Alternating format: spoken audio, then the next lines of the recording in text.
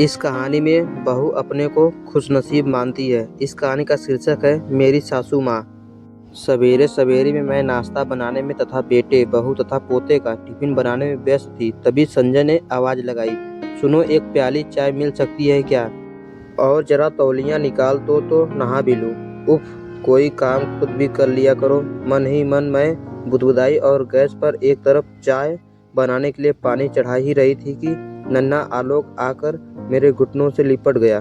दादी, मेरी टाई और बेल्ट ढूंढ दीजिए ना, नहीं मिल रही है, वरना मम्मा डांटेगी। अब मैं गैस बंद कर आलोक की टाई बेल्ट ढूंढने लगी। मेरी रोज की यही दिनचर्या है। पति, बेटे, बहू एवं पोते के बीच चकर घिन्नी सी घूमती रहती हूँ और सभी की फरमाइशों को पूरा करते करते कब पूरा दिन निकल जाता है पता ही नहीं चलता। मेरे पति संजय बड़े सरकारी अफसर रह चुके हैं। अब सेवानिवृत्ति के बाद हम अपने बेटे सनी व बहू पिंकी के साथ रहते हैं। सनी और पिंकी दोनों ही ऑफिस जाते हैं और नन्हे आलोक ने अभी ही स्कूल जाना शुरू किया है। आलोक की टाई बेल्ट ढूंढकर रसोई की तरफ जा ही रही थी कि संजय की आवाज़ कानों में पड़ी, क्या यार, अभी तक चाय नहीं बनी? माँ, हमारा नाश्ता लगा दो। कहते हुए सनी भी डाइनिंग टेबल पर आ बैठा। माँ, आज लंच में चपाती की जगह पराठे रखिएगा।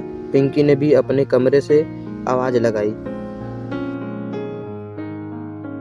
सनी, पिंकी और आलोक को भेजने के बाद 2 पल की फुर्सत मिली तो मैं भी अपने लिए चाय का प्याला लेकर बैठ गई। चाय पीते हुए अचानक ही मेरी नज़र सामने लगे आईने पर पड़ी। अपना अक्स आईने में देखकर मैं अचानक चौंक पड़ी। ओह, कैसी लगने लगी हूँ मैं! बेहतरीन कपड़े, बालों से झांकती सफ़ेदी और झुर्रियों से काला पड़ता चेहरा। सहसा अपनी आंखों पर विश्वास नहीं हुआ।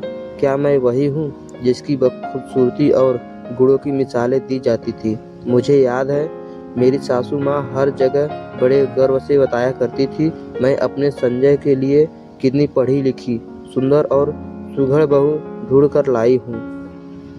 अपना अनजाना सा अक्स आईने में देखकर मैंने एक निर्णय लिया और फिर अन्य कामों में संलग्न हो गई। अगले दिन सुबह सुबह दरवाजे पर दस्तक हुई तो पिंकी ने दरवाज़ा खोला। सामने एक अनजान महिला को देखकर उसने मुझे आवाज़ लगाई, माँ, आपने किसी को बुलाया है क्या?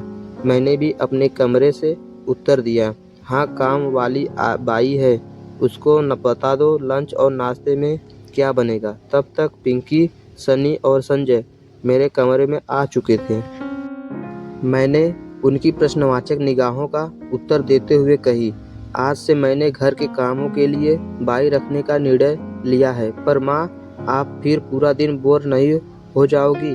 घर के कामों में आपका मन लगा रहता है, पिंकी झिझकते हुए बोली। मैंने उसे मुस्कुराकर उत्तर दिया, तुम चिंता ना करो बेटा, मैं आज बाजार से पेंटिंग का सामान लाऊंगी।